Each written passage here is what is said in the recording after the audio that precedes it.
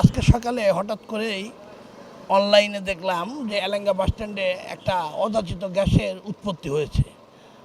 বিষয়টি জানার জন্য চেষ্টা করলাম, এলাকাতেই ছিলাম, এখানে আসলাম, এসে দেখলাম এখানে গ্যাসের বুদবুদ উঠছে। কেন, কোথায়, কিভাবে এই ঘটনাটা ঘটছে এটা যথাযথ কর্তৃপক্ষের দৃষ্টি আকর্ষণ করছি, বিষয়টি খতিয়ে দেখে যাতে কোনো বড় দুর্ঘটনা না ঘটে সেই বিষয়টি লক্ষ্য রাখার জন্যে। এখানে রাস্তার উপর জনবহুল জায়গা, আমাদের গ্যাস লাইনও রয়েছে।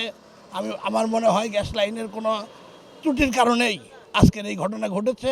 ত্রুটি মুক্ত করে এলাকার মানুষকে স্বাচ্ছন্দ্যে বসবাসের নিরাপদ উপযোগী পরিবেশ করে দেওয়ার জন্য যথাযথ কর্তৃপক্ষের দৃষ্টি আকর্ষণ করছে। এখানে গ্যাসের লাইনে বুদবুদ উঠতেছে, আমাদের বাসার সামনে দিয়েই গেছে লাইনটা।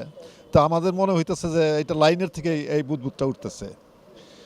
এটা জরুরিভাবে দেখা উচিত মনে হয়।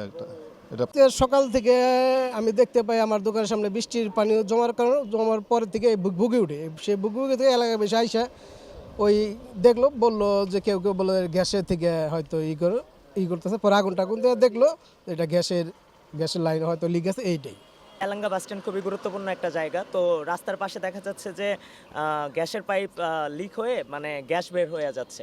তো সকাল থেকে আমরা এই বিষয়টা লক্ষ্য করতেছি। এখানেই পাশে দোকান আছে, সিগারেট টিগারেট খেয়ে বা বিভিন্নভাবে আগুন ধরে একটা বড় ধরনের দুর্ঘটনা ঘটতে পারে।